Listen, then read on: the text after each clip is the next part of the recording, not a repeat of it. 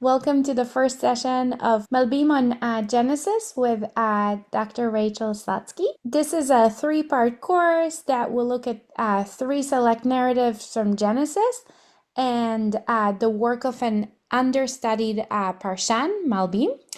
We will develop our Hebrew skills and exegetical skills as we navigate what Malbim's guide principles are and how these are born out of his interpretations. We have Dr. Rachel Slutsky here with us.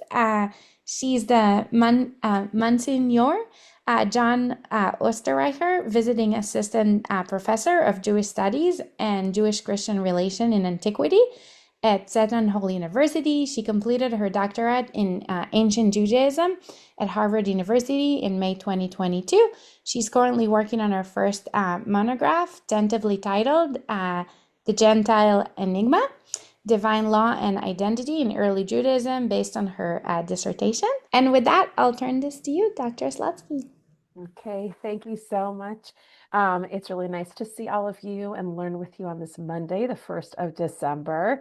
For those of you I haven't met before, my name is Rachel Slutsky, and I've had the pleasure of teaching for Drisha in the past, and I'm really excited to teach this class. This is the first of a three-part series, as Evie said, because in some way, for me personally, this brings my own learning and teaching full circle. I took a course on the Malbim and his commentary in college, actually. And I really wanted to make the material my own. So the fact that I get to teach this, and unfortunately, I don't have my notes from that course anymore. So I couldn't, this is not some kind of verbatim recreation, but much of what, of course, I got out from studying this before, I'm bringing to the class here. So I have to give the Hakarat Hatov to my professor, then Dr. Michelle Levine, who really introduced me to Malbim in the deepest way possible.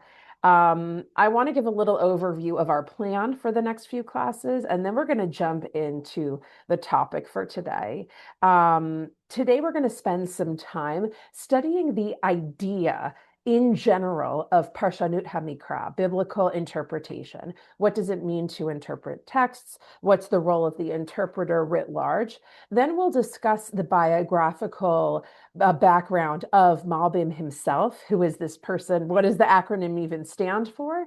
And then we will look at one text, our first narrative, and how Malbim handles that. We will continue in the next 2 weeks to apply some of the things that expand on what we'll talk about today, to include some more important information about Malbim and his work. And we'll look at two other narratives from Bereshit, from Genesis, and Malbim's commentaries about them. So, what does interpretation even mean? A fun fact is that it's originally from Latin, and it has this dual meaning of to translate and to interpret. So, on the one hand, interpretation, right, might be that it's literally kind of reiterating in one's own words what the text means. Um, on the other hand, right, it's hard for us to ever grasp what a text means. And of course, this is a great literary theory question about where does the meaning of any given text lie? Is it the author's intended meaning that is the true, correct meaning of a text? Is it what the reader makes of it? Right? So, for example, I like to use Little Red Riding Hood as a simple example, and we could take the most complex text or the simplest. It doesn't matter. Either way, if we want to interpret it, one might say, well, Little Red Riding Hood is a story about a girl who mistakes, a wolf for her grandmother. Or someone else could say, Little Red Riding Hood is actually like a feminist critique of, women and threats and violence. Right? And someone else would say, no, like it's a story that has nothing to do with gender. It's actually all about like safety and switching places and threats to children. So we could all come with different lenses on to look at a text and where the meaning of the text lies. So, what's the answer? Is it a story about violence? Is it a story about gender? Is it a story about children? We could say they're all true. You could find one more persuasive, like, I don't really think the author had this in mind, but maybe they had that in mind. You could say the text, once it's in the world, has a life of its own. And we don't care what the author thinks about. There's a whole area of literary studies that thinks about the death of the author, so to speak, right? That the author is, for all intents and purposes, deceased once they've produced their text, and it's out in the world for interpretation by the rest of us. Commentators have this job, or often do this sleight of hand, in essence, where they do exegesis, where they are taking out X, right? This is the Greek, the the Greek from the Greek word, right, to take out from ek or X, that you are extracting the true meaning from a text. And we have another term, and I'll put these in the chat actually because it's not intuitive necessarily how to spell them. And then we have eisegesis, again, from the Greek eis, to go into, right, that you can read into the text, right? So we might all say, listen, I'm doing exegesis when I say Little Red Riding Hood is a story about children and adult power. Someone else might say, no, you're doing eisegesis, Rachel. You want the story to be about children and adult power. I don't think that's what the story's actually about. I don't think the author had that in mind. They thought it was a kooky little fun tale, doesn't have any profound meaning like that. And you're doing eisegesis. You're reading what you want into the text. On some level, all exegesis is eisegesis, right? We never necessarily know what the text means. And if we think that the author's intention matters, and that's a question mark. But if you think it matters, then it's probably always, for at least most texts, inaccessible. Right? I can't ask Charles Dickens, what did you mean by writing it this way and not that way? Or Shakespeare, or the Bible. So we have this world of textual interpretation where even if we do want to get to the true intended meaning of the text, on some level, it's guesswork. And on some level, we're reading into the text. And when we think about any parshan, any Jewish interpreter of biblical texts, we're not considering exactly how they extract kind of factual meaning from the text. We're thinking about what are they bringing to approach this text? We often think, well, Rashi, he makes great sense of the text, right? But Rashi and all of his fellow medieval commentators are all really bringing their own sets of principles and assumptions and ideas and values to the text. And we see this in modern times too. The way I just said, maybe Little Red Riding Hood is about gender or power. These are hot button words in the world of theory and anthropology and criticism right now, right? I'm very conditioned by the time I live in. And 150 years ago, if someone had said gender and power, I mean, that would seem so crazy, right? They had their own sets of areas of thought and areas of criticism that would have shaped kind of the first things that come to mind when you're making meaning in the world. And the same is true with Rashi, with Malbim, with Radak, with Ibn Ezra, with any commentator at any time. They live in a particular context and they're going to bring the shape-shifting and animating forces of their own milieu into their interpretation. So what I want to do with that in mind is talk a little bit about who is this guy Malbim that we're going to spend time learning about and learning his texts. And this will help inform what we think he's doing in his actual commentary. So don't worry, we are going to get to actual text, and I'll stop blabbing in a little bit. But first, we need to know a little bit more about who we're even discussing. So Malbim is Roche Tevot. An acronym for Meir Leibish Ben Yechiel Michael. Okay, I'll put that in the chat. Meir Leibish or Leibish Ben Yechiel Michael. And Malbim is not medieval. He lived between 1809 and 1879, place the 19th century. And he lived in the Pale of Settlement in what is now modern day Ukraine, so where tons of world Ashkenazic Jewry would have lived. And he lived during a period of time which in Jewish history we call the Haskalah, the Jewish Enlightenment. So what is the Haskalah? Well, first we need to back up a little bit about what is the Enlightenment in Christian Europe. We have this thing called the Enlightenment, and then we'll get to the Jewish Enlightenment.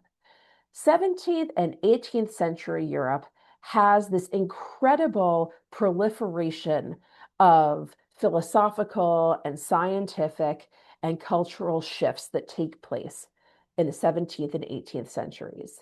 It becomes an age of reason, an age of political emancipation. It's an age of political revolution. We're talking about the thinkers like Kant and Voltaire. We're talking about, political emancipation and the modern nation state developing, political revolutions like the French Revolution and the American Revolution.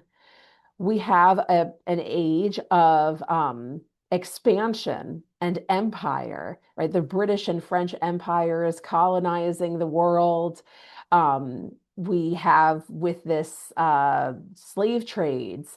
It's not all hunky dory, right? We have an expansion of slave trades, an expansion of voyeurism on the quote unquote exotic other, right? Looking at, the people of India, they're so exotic, right? Looking at kind of the colonized in this interesting and problematic way.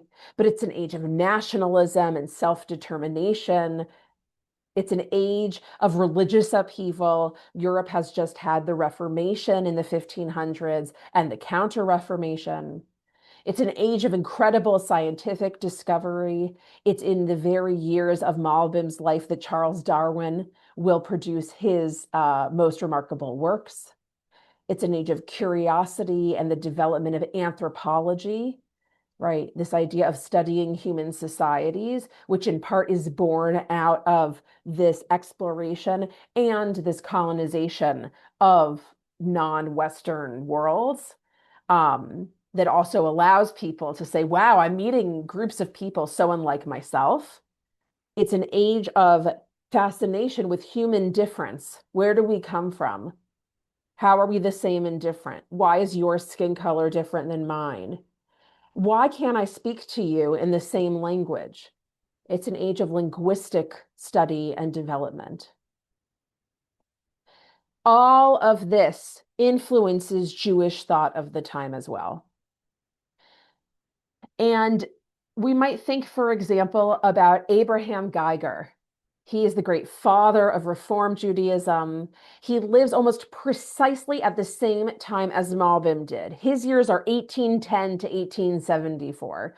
Okay, so they are basically totally contemporaries of each other. And so Malbim is living in this totally sea-changing moment for Judaism as well, which is being rocked by all of the philosophical, linguistic, religious developments and change in the Christian world around them. So we have, for example, this tremendous formal splintering of Judaism into movements. We have this development of Reform Judaism, right? It's unprecedented, at least in terms, not necessarily that there were perhaps non-observant Jews before Abraham Geiger came around, that I'm sure that existed, right? But indeed that he kind of heralds the moment where we have a group of people, and and you'll understand why I'm harping on Reform Judaism in a minute. We'll come back to Malbim, right? In which we have this idea of rethinking the very shape and structure of Jewish belief and practice. So Reform Judaism at the time, and in many ways, I think it would be unrecognizable compared to much of Reform Judaism today, which has reclaimed many traditional aspects of Judaism. But this original Germanic Reform Judaism is this movement to make Judaism rational and to borrow a great deal from the surrounding Protestant culture. So it cuts out the notion of messianism. It cuts out the notion of commandedness, that Judaism is a religion of law. It imitates Christian worship and Christian society by moving synagogue services to Sundays instead of Saturdays. Men are supposed to remove their hats when they go into the synagogue, as one would in church, not put their hats on, and so forth. So one part of the Jewish Haskalah moment, of this Jewish enlightenment, is this total reconsideration of what Judaism even is. Another aspect which certainly Jews know about, Reform Jews, it's clear Malbim, who is not a Reform Jew, we'll get to that in a minute, knows about, is what starts with German Protestant scholars and will, of course, bleed into the Jewish world as well, is the development of what's called biblical criticism. Specifically, the conviction that the Torah, the 5 books of Moshe, are authored by human beings. There's not divine authorship. These texts are instead written by human beings living at different periods of time with differing subjective agendas. And that's the correct way to read the text. So we'll come back to that in one sec. Very important. And another part of this Haskalah moment is a fascination, as I said before, like in the regular Enlightenment, the broader European Enlightenment, with national identity and with languages. The modern nation state emerges, and so does linguistics, and attempts to categorize world languages, Semitic languages and African languages, and so forth. So part of what this means is that we see the development of this strange thing called Zionism, right? Which is, for many Jews of the time, starting to not be a messianic dream of return to a promised land, the actual idea that perhaps the modern nation state could apply to the Jewish people, a political ideal.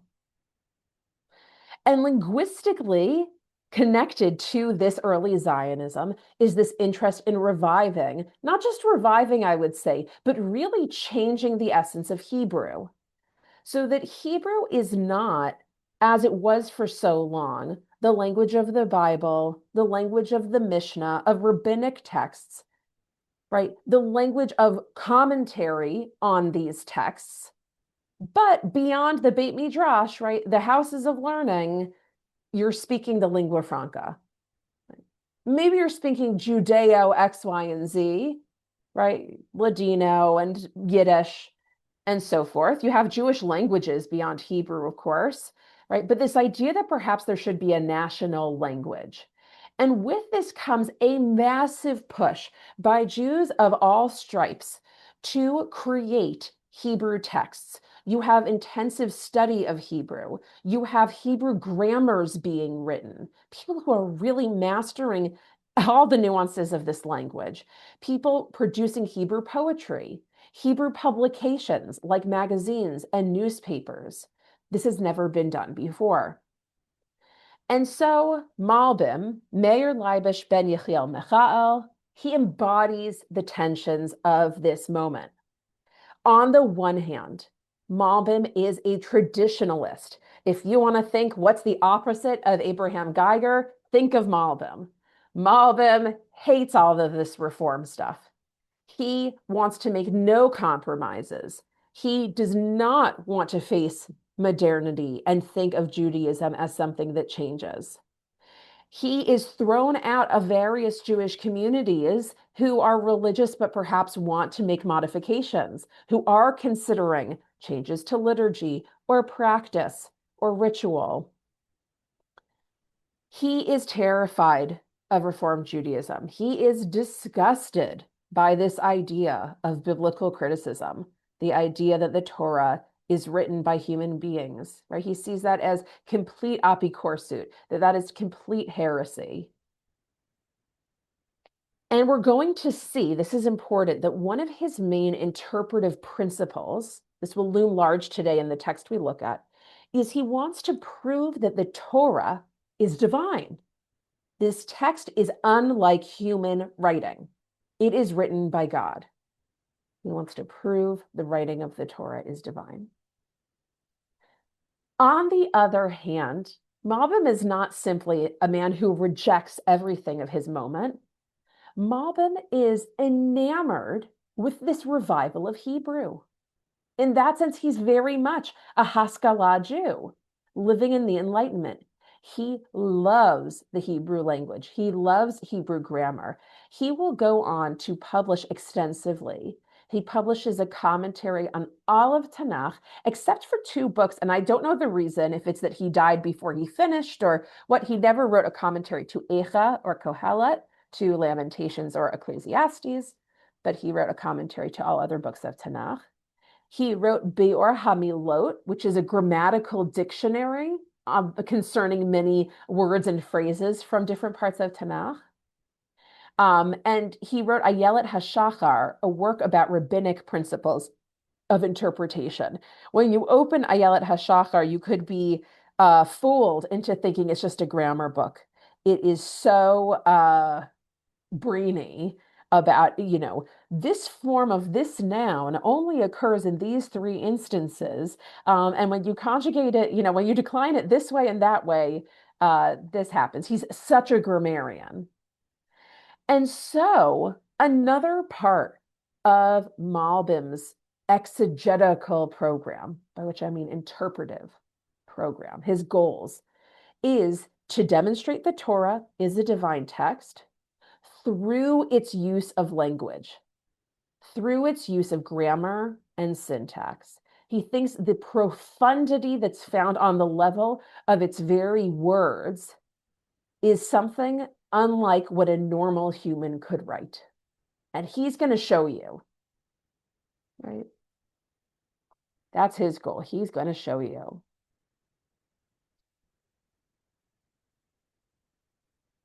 I will say one of the exciting things about Malbim, frustrating or exciting, is there's a lot of work left for scholars to do on Malbim. Even his Tanakh commentary, there's no standard translation. We're going to look at a text today, and it's my translation, because there is not an official one by any means. So a lot of his work has not been studied. He's not printed in all versions of the Mikra Gedolot. And so a lot of the ideas that we'll discuss, it's special to have this course because he's largely inaccessible to many Jews today, and I hope that will change. So I hope everyone has access to the source sheet. That is my hope, and I'm happy to share my screen as well. I will momentarily. I just want to introduce us to what we're looking at today. So what I chose for today is the flood story. Okay, we read this story just a few Shabbatot ago. This is from Breshit Zion, from Genesis chapter 7. And this is the story of flood with Noah, his family, the animals, all of that. You are surely familiar with the bare bones of it at the least. Now, one thing you're not going to find in his commentary, which I think is very important to know, is the flood story in the world of biblical criticism, right? Among the scholars who will say the text is not divine, the flood story is a prime example of why the text has to be written by multiple authors. The flood story has many contradictions in it. At some points, it says bring 7 of every animal. We'll discuss this numbers issue shortly, or bring 1 pair of every animal at other places. At one point, it says the flood lasted this many days. At another point, that many days. All sorts of contradictions abound in the text. And since the beginning of this scholarly effort to challenge the divinity of the Chumash, this text is often pointed to as clear evidence. This is not a divine text. It's not perfect. It's flawed. It is at least two different flood stories that are quite similar, but have contradictions inside. And then a redactor, right, an editor, pasted them together. And that is how we have our modern text. I have a girl home from school today, so this is my daughter. So keep that in mind, because you'll remember Malbim is an expert with language. So there's no way he's going to miss these contradictions in the text. He'll see them too. And Malbim is the complete traditionalist. So there's no way he's going to buy the Protestant argument that the text is not written by God. So what is he going to do? That's our question. What's Malbim going to do with this conundrum that we're going to see in Genesis 7, tons of contradictions? And we know one way to explain them is there's not a deeper meaning there. Different people wrote different versions. And Malbim obviously will not resort to that answer. So let us look. I am going to, I can share my screen, right? I believe. So I just want to show you some of the contradictions so you can see what Malbim's going to address shortly. In Breshit Vav, the preceding chapter, God speaks to Noah. And we have, you see, I've skipped some with this translation because I want to really highlight the Hebrew. I mentioned working on Hebrew skills in this class, keep your eyes on the Hebrew if you can. But you'll see the third line down. This is where God addresses Noah directly and tells him that a flood's going to happen. Vayomer Elokim leNoach, ket kol basar ba lefanai, ki mal'a ha'aretz chamas mipnehem, v'hineni mashchitam et ha'aretz. So God, and note the name for God here, Elohim, God said to Noah, all right, I've decided to kill all living things. So we should note that it goes on to talk about God's very displeased with the land, with all the people of the land, and he gives directions for building the ark. And he discusses further this flood that will engulf the whole world. And then we have a very interesting verse in many ways. V'hakimoti et briti itach, uvata el hateva ata uvanecha v'ishtecha unshevanecha itach. Right?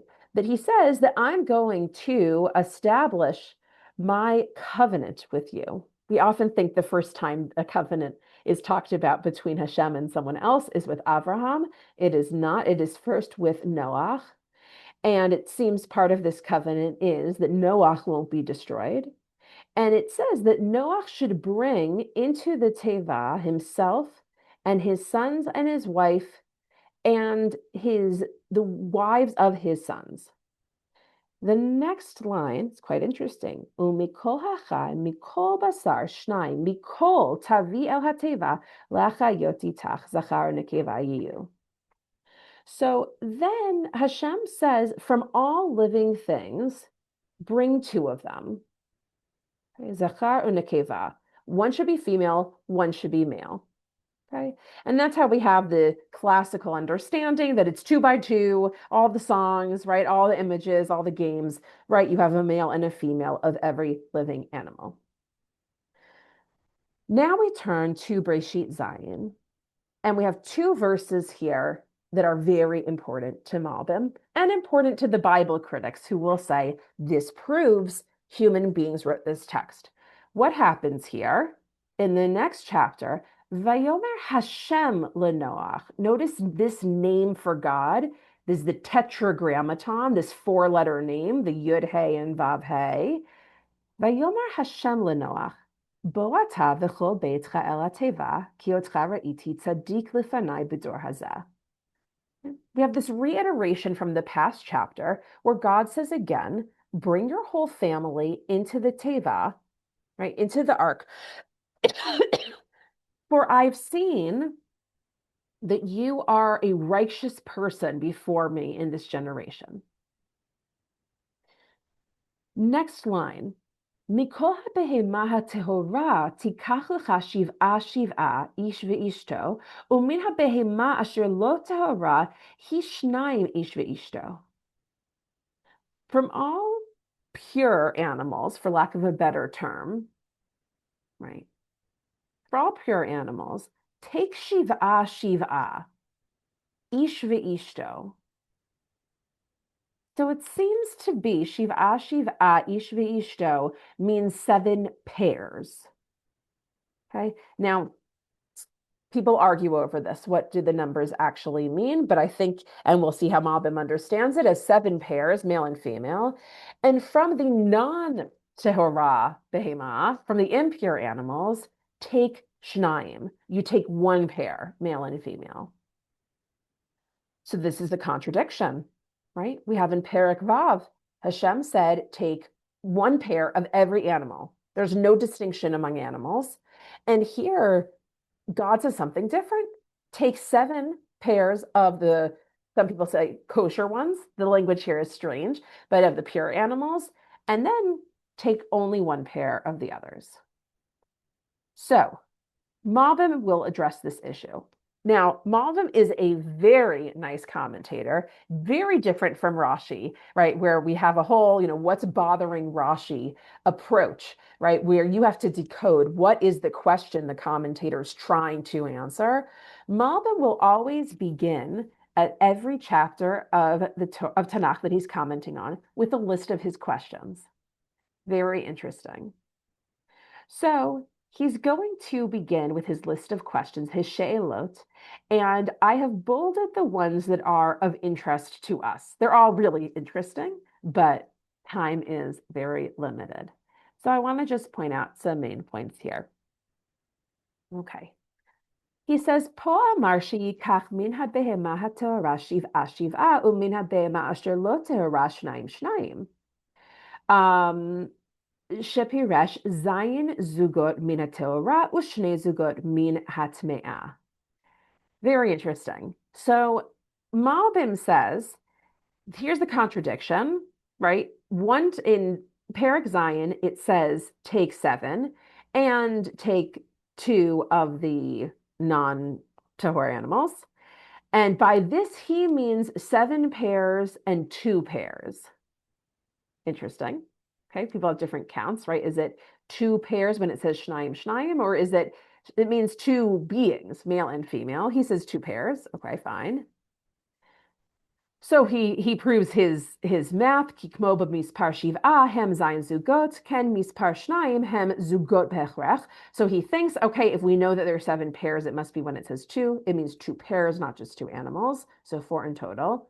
Great. If you missed the math there, don't worry about it. וזה סותר למה שאמר שלא יביא מן התורה והטמאה רק זוג אחד מכל מין. This contradicts what it says before, that there's no distinction between how many pure and impure animals you bring. You bring 1 pair of every kind.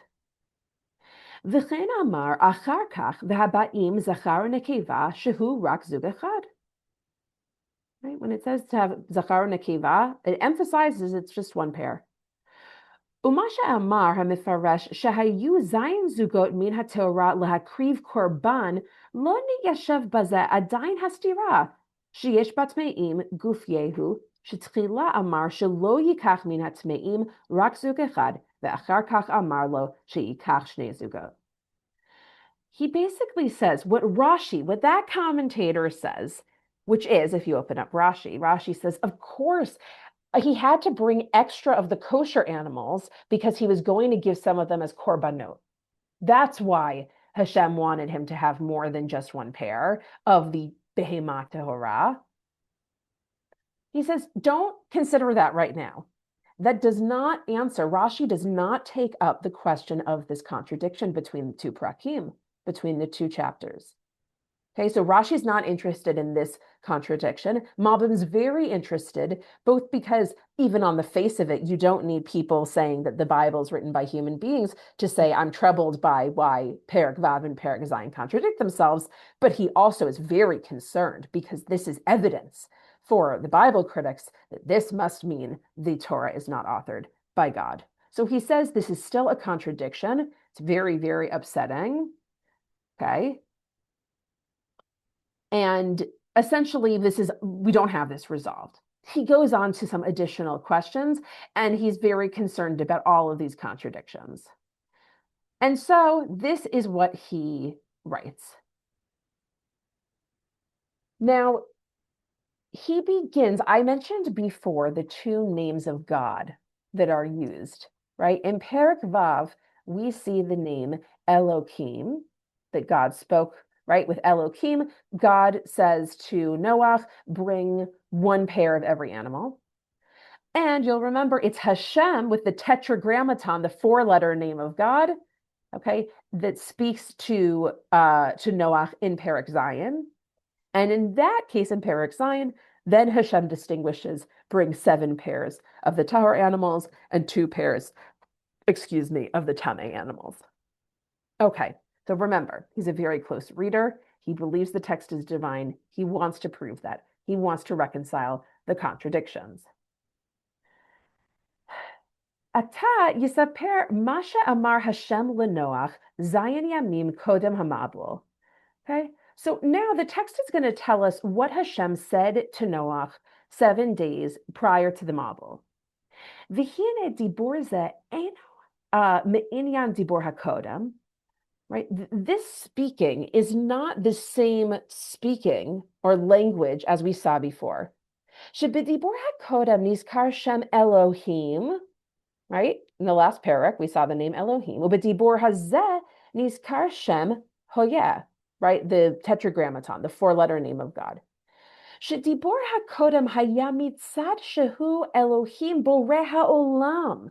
Shehaolam nivrau mitkayem b'shem Elohim. Kamasha amar, Kamasha, Kmosha amar sham, shebechol parsha breshit, lo nizkar rak b'shem Elohim. So Malbim's going to say there's a deep reason for why these different names of God are used in different places. Here, I want to note again something. I mentioned that the story of the flood is evidence for Bible critics that this is a text authored by many different people. Another piece of evidence biblical criticism looked at was also different names of God. And they said some human beings must have referred to God as Elohim and others as Hashem, using the 4-letter name of God. And we can trace that when one text uses one name, we know it's that group of authors. And if it switches to use a different name of God, it's actually the redactor, that editor, is combining a different text, but written by people who used a different name of God. So, in other words, we're seeing in real time, Malbim knows very well. He's very much a product of the Haskalah and the secular enlightenment. He is actually very well versed in what, quote unquote, the dark side is saying. He just wants to retort. He just wants to fight back, right? He understands their arguments for why the Torah can't be written by God. So one of them is there's 2 different names for Hashem. That must mean 2 different authors. And he says no. In Perek Vav, we have Elohim. And he says that Elohim connotes something profound. He says that it is Misad Shehu Elohim Boreh HaOlam. Elohim, like in Breshit Aleph Aleph, Breshit bara Elohim and Hashemayim vet haaretz, right? The creator God of the whole universe, the masterful, huge, impersonal God, that is the name Elohim. That is what that connotes. And that is the name that is used in Parsha Breshit, where we have the creation of the world. And I'll show you where we are.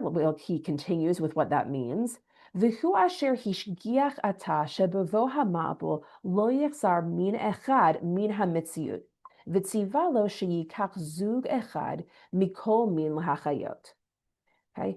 And this Elohim, that name for God, is the one who oversees the flood. He's the God of Perek Vav, the God who says every creature, right? I am standing at 30,000 feet above, so to speak, my creations. Every creature must be preserved, must have some representative to survive the flood for them. And that's why Elohim is the one who commands one pair of every animal should be preserved in Perek Vav. That's how we should understand Perek Vav. Now he's going to go on to explain what does it mean, the four-letter name of God, and how does that tie to this contradiction in which we have, this contradiction of the seven tahor animals and then the two pairs of the tameh animals. So he goes on to say, Upo, Amar ma'amar acher miyuchad mitzad hashgachato hapratit al Noach. And here, something totally different is being said from the angle of Hashem's overseeing personally, hashgacha pratit, or hashgacha pratis, right? This personal involvement and oversight of one's life. This is actually God's personal oversight of Noach, not the whole world, Noach. Shehayat Tzaddik lefanav, who was a righteous person before God, the Hashem yashgiach al inyanei ha'adam hatzaddik v'kinyanav v'sarchei beito. And Hashem will oversee all the matters of the righteous person and his possessions and the needs of his household. כי נוח היה לו כסף וזהב וכלי בית וכלי תשמישו וכלי אומניות, וגם בהמות ביתיות שהיו מקנה קניינו טהורות וטמאות, וכן היו לו עופות ביתיות כמו יונים ותרנגולים וכדומה. Okay? Noach had a ton of stuff. He had silver things, he had gold things, he had domesticated animals in his house, he had animals outside, he has furniture in his house, all sorts of stuff. And here we are. Malbim is not hesitant to be loquacious, to be lengthy. ולא ידע אם הרשה לו לקחתם איתו אל התיבה, כמו שייקח איתו את בגדו אשר לבוש בו, או אין לו רשות לקחתם איתו. Noach didn't know, do I have permission to take all my stuff with me? The same way that I'm going to take the clothing that's on my back, right? Am I allowed to also take all these other things that are like really important to me? I know you're going to destroy the whole world, but like, can I rescue like a few other things, like a chicken here, or my furniture, or my silver jewelry? Like, what's allowed, right? Which is really interesting, right? The text does not tell us actually some of those specifics. Ve'amar lo Hashem, bo ata v'chol beitecha. Right? Hashem said, come, you and your whole household, shekolel kol hanimsa beveto, which includes everything that's found in his house. Shemersha lo lakachat el hateva kol hanimsa beveto, milevushim v'kavrim v'kisatot v'chol minei kelim, be'inyan sheyukba beito bateva. Right? Hashem allowed him to bring everything from his house. From the clothing and the chairs and this and that, everything can be brought into the teva. Ubi'er shemir shalo ze ki otcha ra'iti tzaddik lefanai. And this is explaining that when Hashem says, bring your family and all your stuff on the teva, on the ark, because I've seen that you are a righteous person before me, that is why he was allowed to bring this abundance, right? Maybe if he wasn't so righteous, he wouldn't be allowed this abundance. Rotzeh lomar, שזה אינו מפני ההשגחה הכללית על העולם, שאמרתי לך בשם Elohim. Hashem's trying to say, this is not due to my overseeing of the whole world, my hashgacha klalit, right? The part of Hashem's oversight of the world that created the universe. That's not why I'm telling you this.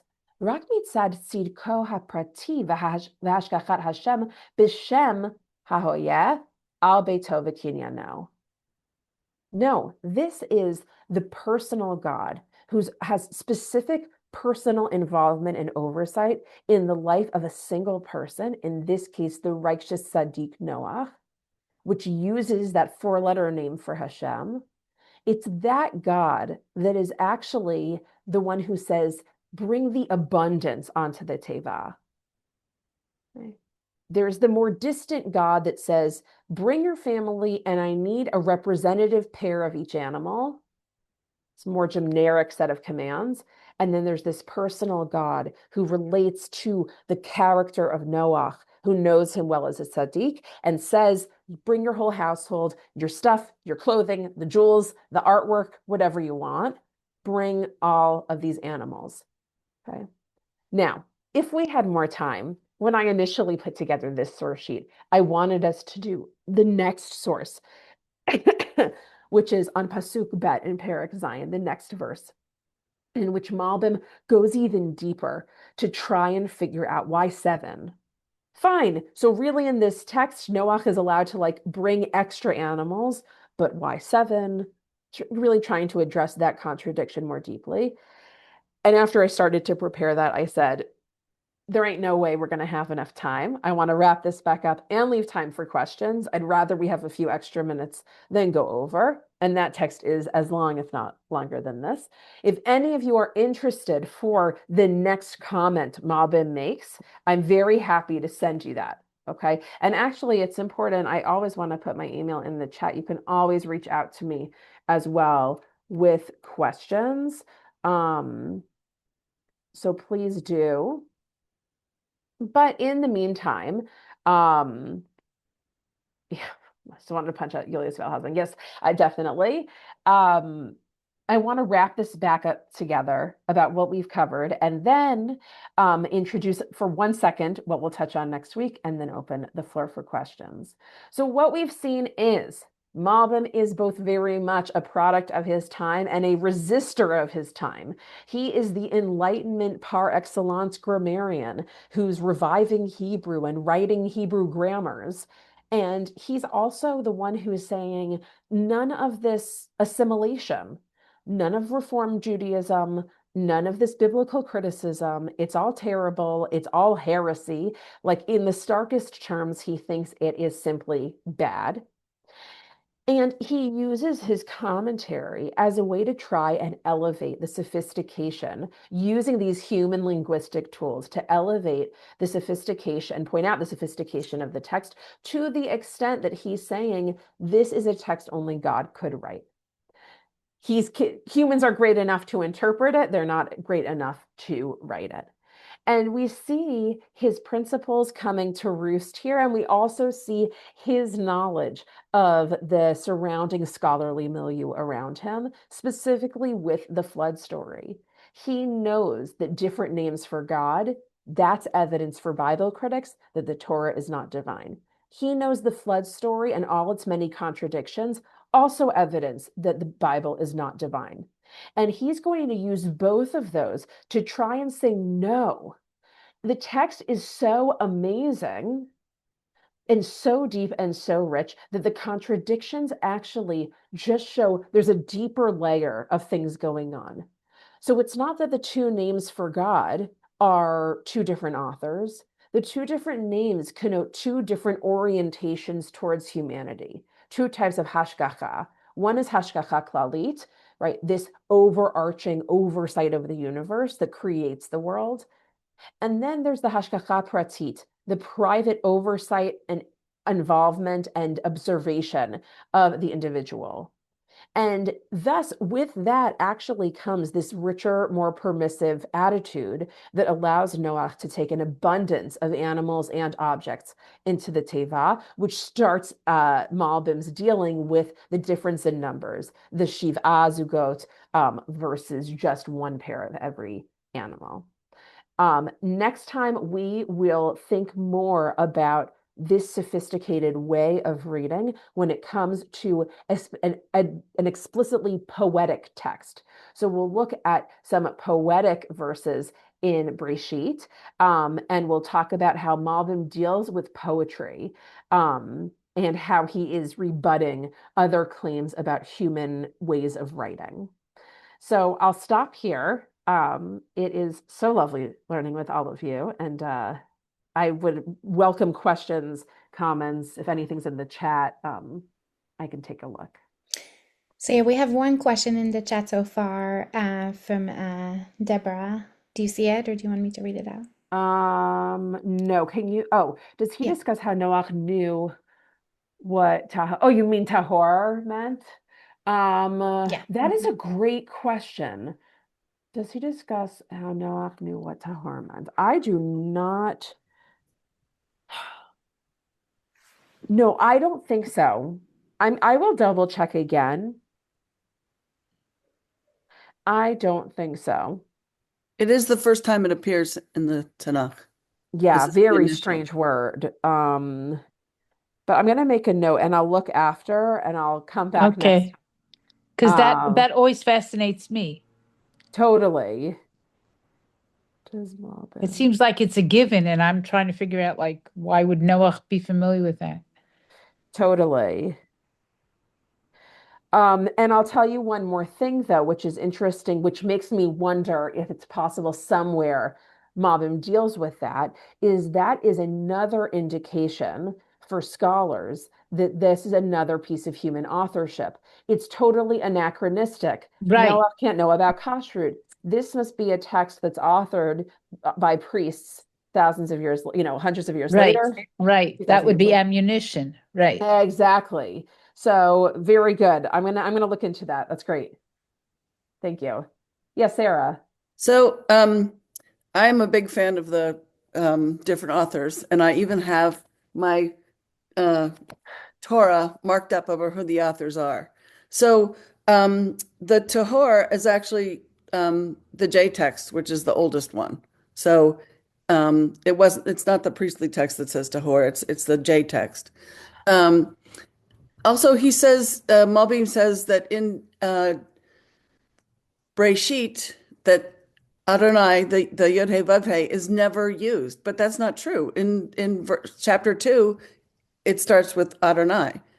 So I don't know what he meant by that. It's a great question. Okay, so your point about Tahor being J and not P is a really good point, and I'll have to look at my Bible critics Bible or whatever I have at work on my desk about that, which is interesting. I mean, in some ways, it's perhaps I don't know, remember if I'm misremembering or if I misspoke or not. Either way, we would still say the dating of J, if you take that theory, is still so many hundreds of years after Noah that it's not like it's the oldest and therefore it's actually dated by scholars to around the time of Noah. It would still be Right, this anachronistic retrojection from like the 8th right. century BC. Yes, yes, definitely. Right. But yes, and your point, what your second point was, oh, we have a little visitor again. Um, say your That second point. I'm sorry. Malbim claims that Yod He Vav He is not used Right. The in name of Breshit. Hashem appearing. Yes, yeah, it's hard to know exactly how broad he is. No, Leba, 1 second, sweetheart. When he says right, but that in the whole parsha sheet, what he exactly means. So presumably he means that first parak. And listen, I mean, it's interesting, right? Like Rav Soloveitchik has two different readings of parak aleph, parak bet. So I think that Malbim might, he predates Rav Soloveitchik, but might similarly be saying, I'm not saying the whole creation story. He's aware there are two of them, another piece of ammunition for Bible critics. But listen, at least in the first one, it's God as this God of the universe. And he would probably say Perek Bet uses the tetragrammaton because it's the personal God. That is my guess. We could look back and see how he actually deals with Perek Aleph and Bet. Um, but yeah, very, very nice point. Neil. I'm a very big fan of Rabbi Yisrael Salanter, who was roughly a contemporary of the Malbim. For those who don't know him, he was the founder of the modern Musar movement in Judaism. And he created his Musar superstructure, also in no small part as a result of resistance of assimilation, resistance of acculturation, and even resistance to some parts of university study, not completely. So I'm trying to draw a comparison between him and the Malbim. Did the Malbim, Yisrael Salanter directly attacked at various times, not often, but several places in the Or Yisrael, he directly attacked the assimilationists. I'm using that term writ large. Does the Malbim do the same thing, or as I said in my commentary in the chat, does he punch Julius Wellhausen in the mouth? Yeah, that's a great question. That is a real, I'm gonna look to see if in his Biur Hamilot or Ayelet HaShachar, if he does something explicit. Because I do think there's one text where he at least lays out his hermeneutics, like he says it kind of explicitly, but I'm not sure that he says what he's arguing against there. As I recall, he basically is like, these are my principles. This is because the text is so divine and it's so amazing. I don't recall that he actually says, and those no goodniks disagree. But I'm going to check it out because that's very interesting. And yeah, that's nice to bring up other people who are contemporaries to think about, right, what are they doing that's similar and different? And yeah, and I mean some of his stuff, at least with this, is he does have, and I've never, they are published, many of his drashot for Shabbat, because he was a pulpit rabbi for decades at various synagogues. It's very sad, actually. He was heading to a new position when he fell ill and died in the 1870s. But why do I mention that? Just that we preserve these dress show, and I wonder if there he maybe has more kind of a Musar, uh, attitude that I haven't seen in his commentary.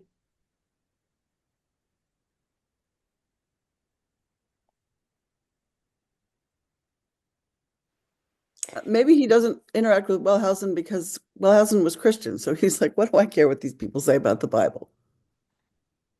Yeah. And it's interesting, right? At what point is it go? I mean, by the early 1900s, we're going to have direct responses for sure. Solomon Schechter is going to say this stuff is all bad.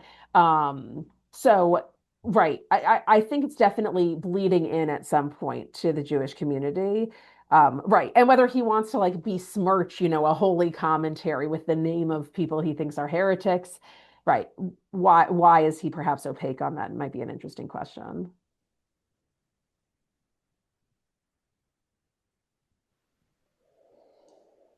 Any other questions today? Questions or comments? These are some Interesting. good ones, Thank you. though. You've given me homework.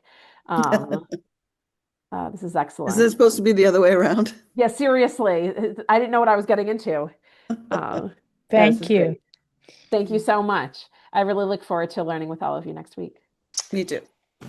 Thank you so much, everyone, for joining today and for being part of our learning community here at Risha. And thank you so much, Dr. Slutsky. Can't Thank wait to you. see you next week.